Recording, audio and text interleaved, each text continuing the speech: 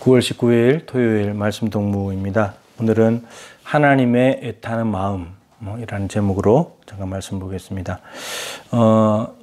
며칠 전에 에스겔이 예루살렘에 갔을 때 하나님의 영광이 이동하는 것을 보았죠.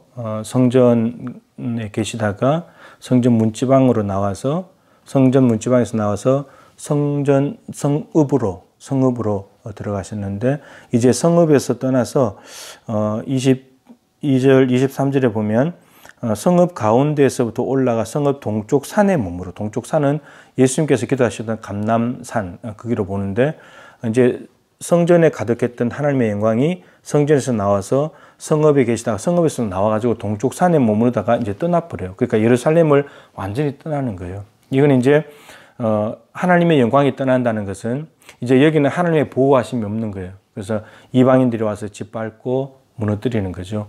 이제 그 3차 멸망이 다가오는 그러한 모습을 보여주는 건데, 근데 참 놀랍게도 이것을 보기 전에 오늘 하나님께서 너무나 중요한 위로의 말씀, 약속의 말씀을 하고 계시다는 겁니다.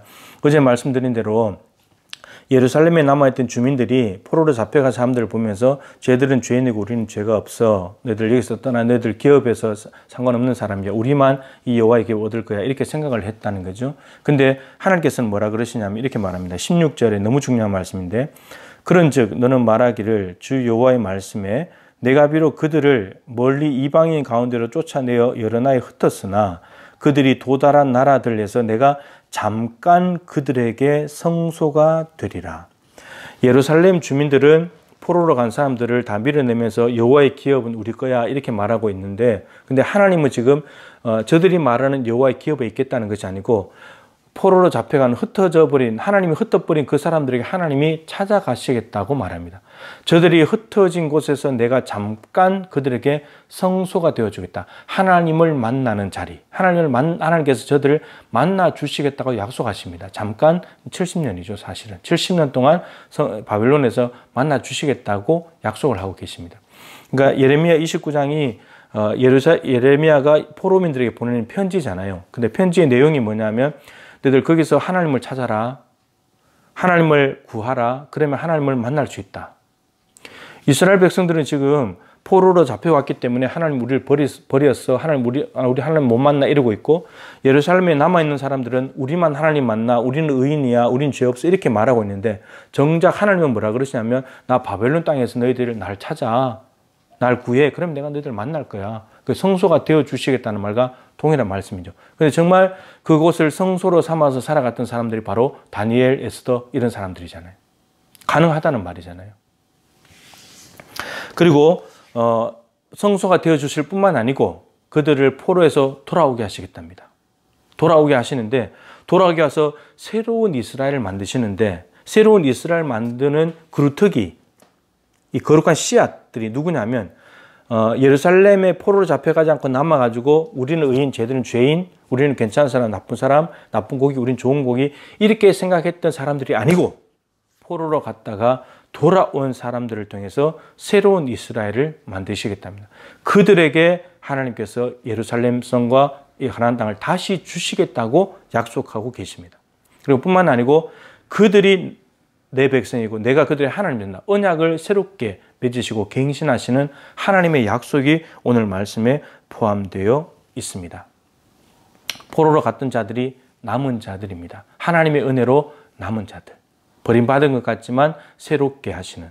근데 그 새로운 백성이 되려면 중요한 것이 뭐냐면 오늘 말씀에 있는데 새 영을 주시겠다.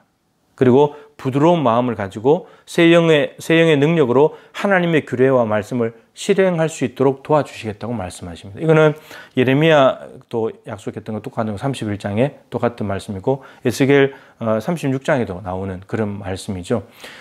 이스라엘 백성들이 자기의 힘으로 십계명을 비롯한 하나님의 말씀을 못 지키니까 그래서 포로로 보냈는데 되돌아와서는 성령의 능력이 아니고서는 여전히 말씀을 가지고 살아갈 수 없기 때문에 부드러운 마음을 가지고 성령을 부어주셔서 말씀을 행할 수 있도록 도와주시겠다고 말씀하십니다.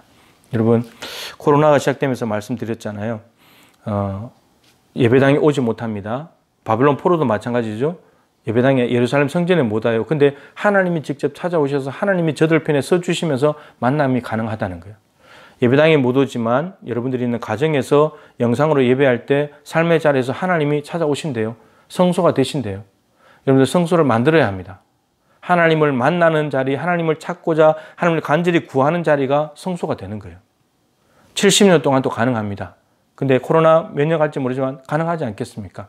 거기에서 가정에서 성소를 삼아서 하나님과 만남을 가지고 있다가 끝나면 다시 돌아오게 하신답니다. 예배당으로 돌아와서 다시금 하나님과의 깊은 관계 속으로 들어갈 수 있도록 은혜를 주신다고 말씀하고 계십니다. 그러니까 하나님은 말씀 안 들어가지고 속이 상한데, 그래서 포로 보냈는데 하나님은 더 애타는 심정으로 쫓아가는 거예요. 에덴 동산 그렇게 좋은 데 줬는데 선악과 나무 거 배신해가지고 에덴 동산 쫓아냈지만 하나님 쫓아나오시듯이, 그래서 사랑하다가 미치셔서 아들까지 주신 것처럼 이제 또 이스라엘 백성들이 가나안 땅에 심어놨는데 또 제자가 포로로 가지만 하나님 또 쫓아나오셔서 바빌론 땅에 오셔서 다시 돌아오게 하시는, 이게 하나님의 애타는 마음입니다.